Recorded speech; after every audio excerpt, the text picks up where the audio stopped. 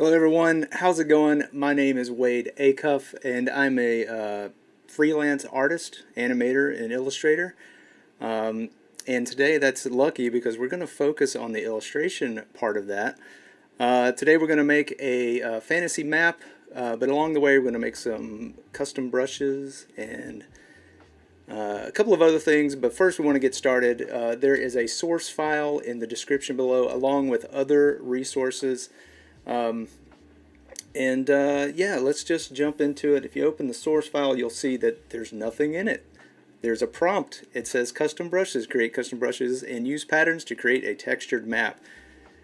So the first thing we have to do is start with a foundation. I'm going to hide this first layer just by clicking the little eye icon.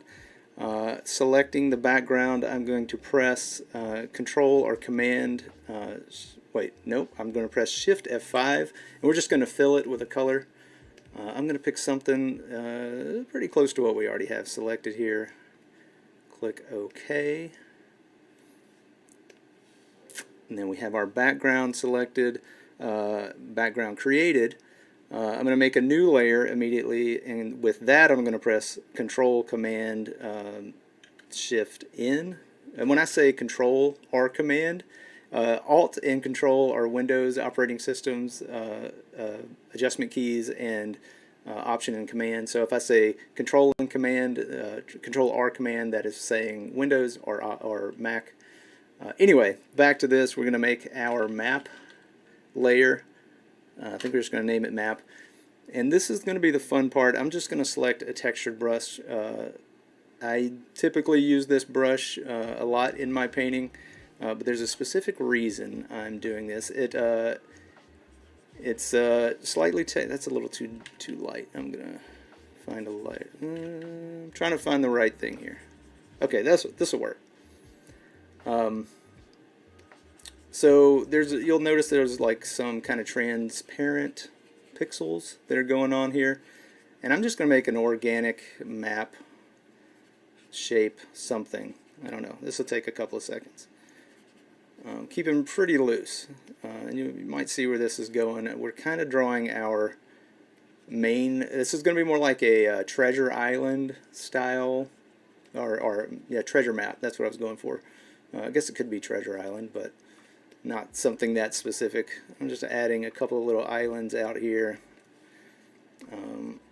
Let's make it a little bit more organic. If you press down the tilde key when in your brush, when your brush is activated, it will let your brush act as an eraser. I use this all the time. I find it to be quite enjoyable and very quick. Speaking of quick, we kind of need to get onto it. But we've got a couple of islands. You know what? I want this to be a little bit bigger, so I'm just going to make this a little bit bigger. Okay, and I'll carve this out a little bit with that same tilde key action. Maybe make this a little bit different. Maybe there's another little island or something right here. Okay, good enough, good enough. Well, I want to add an outline to this so that it stands out a little bit more when seeing it from a distance. So I'm going to add a new layer and call this layer, again with Control or Command Shift N, new layer, and call this outline. Click OK. And then from here you can make a selection of the map. If you press Control or Command and hover over your map, you'll see down here this turns into a selection marquee symbol.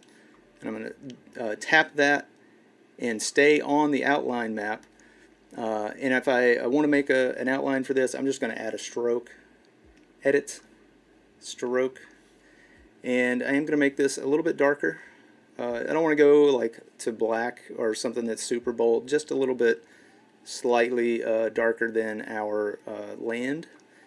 I'm going to click OK, and what happened here? We've got here, let me deselect this, Control or Command D, and I'm going to zoom in here with the magnifying, press Z to get the magnifying lens, or you can also use the navigator. But just to say that there's a lot of smudginess. That's really not ideal. We want some crisp, clean outlines. So one way you can do that, I'm going to undo this by Control Z to we're all the way back out. If you go to Windows, Paths, and I usually keep my paths tucked in here. I'm going to delete this working layer real quick because you can see that we don't want that. That's from me working this out earlier. But we're in paths. I usually keep my paths tucked in to my layer, where my layers window is. And if you come down here to work path from selection, which is this little button right here, it will turn your path, your selection into a path. And importantly, another thing to note is we want to turn this right back into a selection, and the button right beside it is load path as selection. But before we do that, if you want to keep your working path, you have to name it, and I'm going to name this Island. Or otherwise, the next time you use the pen tool or make a new path from a selection, that becomes the new active working path. So just make sure you name your path. Then I'm going to come down here and make this a selection again. Jump back over to the layer. We're still selected on outline, and if you go back into edit and press stroke, same settings, hit OK. We no longer have the smudginess. We're all good. I'm going to press Control or Option D to deselect. And we're almost there with our foundation. We're getting real close. Not quite there, but I want to add a texture layer to get us closer. So I'm going to, again, Control or Command Shift N, new layer, call this layer Texture, press Enter. And we're going to go to an old classic in the filters. We're going to go to Filter, Render, Clouds, and I'm going to zoom out just a little bit. From here, we're going to change this to a multiply layer. We're eliminating the lighter parts of the rendered clouds image. And I'm going to scale it by pressing Control or Command T. And holding down Alt or Option, you can scale with proportion. And I'm going to just scale this up quite a bit. Press Enter to accept the scaling. And then I'm going to take my opacity down to about 35, you know what, even more. I'm going to go about 20%, yeah, 20%, something like that. So you can see we're kind of getting into that textured treasure map feel, but we're not even close. We're not even close to getting there yet. But I do want to take a second to say hello to everybody in chat. How's it going? I see a lot of familiar faces. If you're over on YouTube, either watching now or later in a replay, we are live every day on Behance. You can go there, you can get to us by going to behance.net/Adobe Live. Yeah, join the Discord. I want to see your submissions. I've been seeing these submissions from yesterday's challenge, and they're already looking great. I can't wait to see what you guys do with this one. To join the Discord, you can go to bit.ly/psdiscord. And man, I really can't wait to see what happens with this. And if you have questions, please put this in the put them in the chat, and we'll try to get to it. All right, back to it. We do have a lot to cover here, but we need. I'm going to bump into this a little bit. We need some mountains, I think. But we're going to go about making our mountains in an interesting way. I hope it's interesting to you. We could just pop in here, make a new layer, and you can also make a new layer by pressing the plus sign down here, double tapping into the name, and just type this mountain. Pressing enter. I'm going to actually drag this. I'm going to drag our little display below here. But we have mountain. And we could easily press B to get into our brush tool, and then we could just start making little mountains. We could do this, just drawing little mountains. It's possible. It might take a little while, But let's do something that's a little bit more creative than that. It's gonna take me a minute. I'm leaving the map on right now just so I can see the scale that I want to have our mountain be. You know what? That's close. That's almost there. We're getting closer. There it is. There's our mountain. Okay. I'm gonna hide everything except for our mountain. Then I'm going to duplicate this, and I'm going to zoom in here just so you can see it. It's pretty rough. It's a pretty, look at this little mountain. It's fairly rough. I'm going to duplicate this by holding Alt or Option on our layer and just dragging down a couple of copies, and it'll say mountain copy, mountain copy. So that kind of makes our mountain a little bit less transparent. Like again, you could use any other brush. I'm just using this one. If you press Control or Command Shift E, it will merge everything down. So now we have one layer. I'm going to press M or select the Marquee tool, which is over here. And I'm going to select this and make this a pattern. Edit, Define, Pattern. And I'm going to call this Mountains. Click OK. And then I'm going to, just to save this layer, I'm going to move it first out of the way. Deselect, pop back out. We can turn everything back on. I'm just going to move it out. If you want to make a a map key at some point, you could do that too. It'd be kind of fun to have that on there. I'm going to hide it, but I'm also going to lock it by pressing this lock button so I can't edit that again. Then I'm going to make a new layer. And you know what? I'm going to go ahead and drag our mountain layer underneath our background. I'm going to double click this and name this Mountains. But what we want to do now is grab the pen tool by pressing P. And I'm just going to briefly go over the pen tool just so you know how it works. So jumping in, if you start with the pen tool and press and drag, you start an anchor point and you get handles on that, and you continue to do the same thing, and you can Control Z it to start over if you'd like. And I'm just going to go over this briefly, but I'm going to make a little squiggle for where I think I want the mountain range. A couple of things with the pen tool: if you hover over your anchor points, you can either add, you can subtract them as you go, or you can add multiple along this line. You'll see the little negative and positive signs show up next to it. I don't really want that one. Likewise, you can press Command or Control, and you can grab these anchor points and move them around. You can take the handles and move them. You can also click on the path and move that, and you'll see the handles moving with that likewise. And actually I do want to edit this and move this down slightly.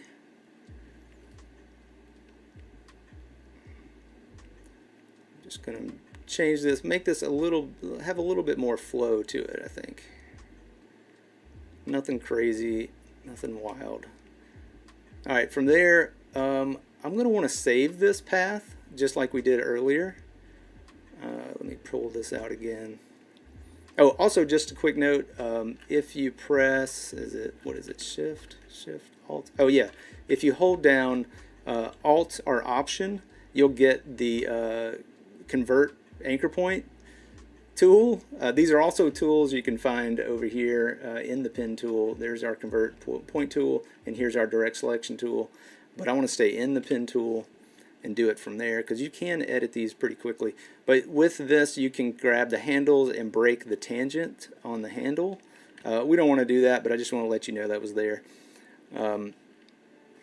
So from here, I'm going to go back over into our paths. And right now you can see this is selected as the work path. We still have our island path, but I want to make this change this by double clicking on it into mountain range. Alright, so now we have that selected. Go back into our layers, make sure our mountains path is selected, and then pressing Shift F5, we'll get back to our fill options. This time we're going to go to pattern, and we're going to select our new, you can see all the practice that I've done there. Select our mountain that we just made. Make sure that script and place along path is selected.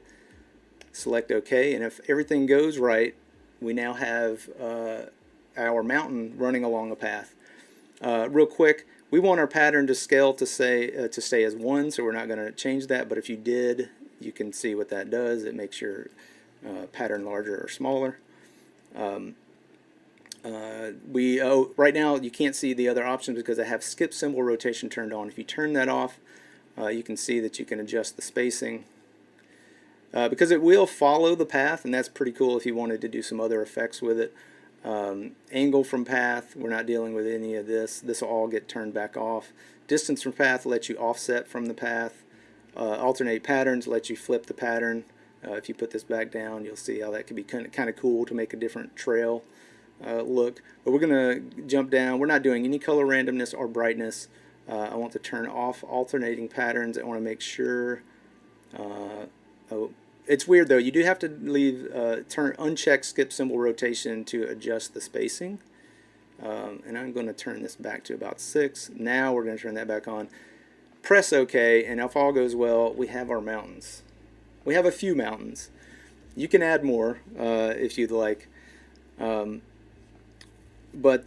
that's really the best example of using that to kind of propagate this. If you had a large map or if you had multiple paths, because you can apply it to any path that you have that you're continuing to work on. Let's see if we add, let's see here, I don't want that. Let's see, going back. Oh, and these are on our layer, but they won't be manipulated if you mess with the path now. Does that make sense? So we can, let's see, click off of that, come back in here, start making, you know, I don't know, a new path. Go back in, Shift F5. Well, let's make sure that we're on the right layer.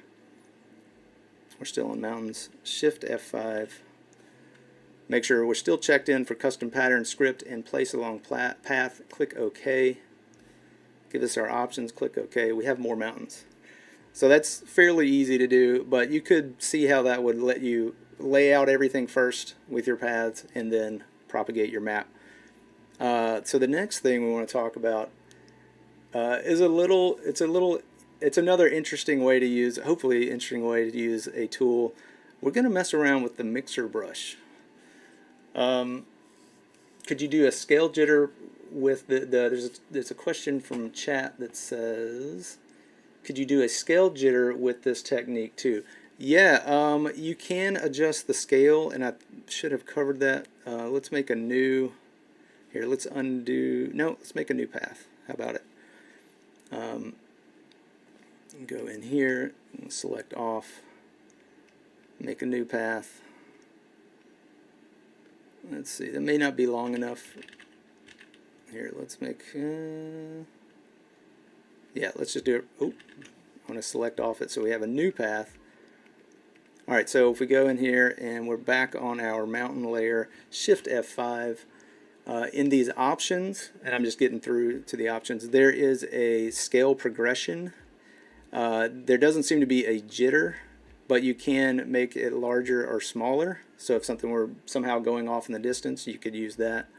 But like for this one, we don't want that. Now you could make your pattern where you had one bigger, one smaller, and save that and define that pattern. Then you would have that alternating.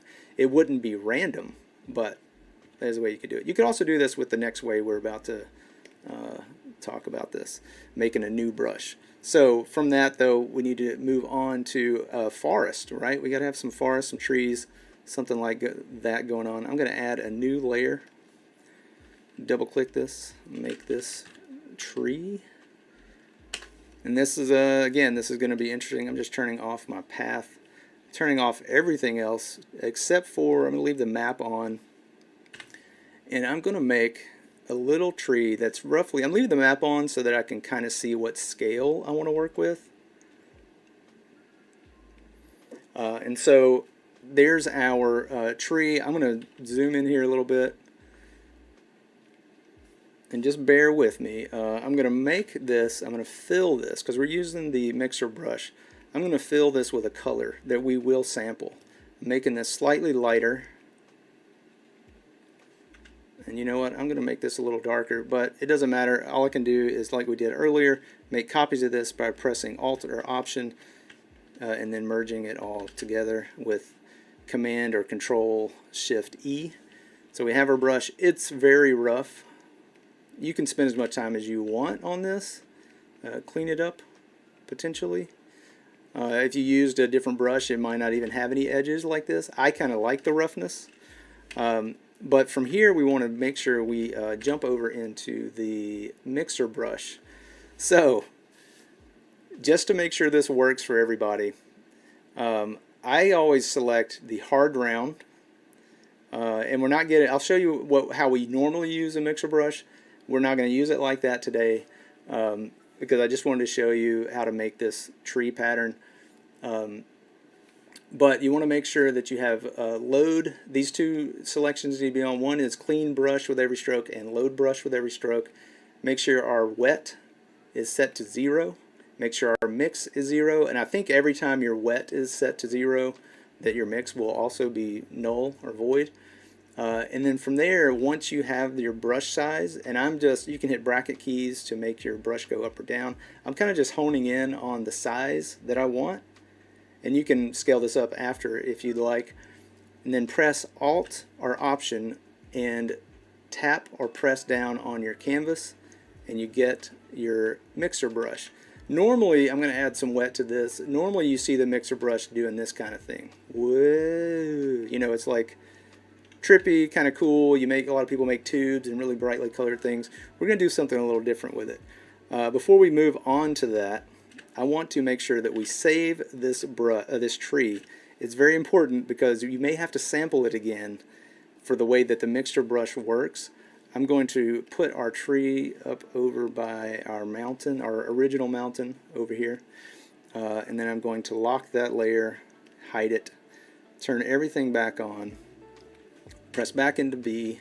Oh, we have to make a forest layer. I'm going to add this, double click to rename. Hashtag name your layers, forest. And now that we have this active, you can see we still have our wet options on. I'm turning all of that back off so that we just have our brush. Now from here, jumping into the brush settings, we can go right into our spacing, set this to about 40-ish, and we start to get something we like for forest. Now, you can save these settings as a preset, and I'll do that right now. Over here in your options, you can say new brush preset, and I'm just going to call this forest. But all you're really saving is a hard round brush with these wet presets, all this wet load mix presets and the spacing.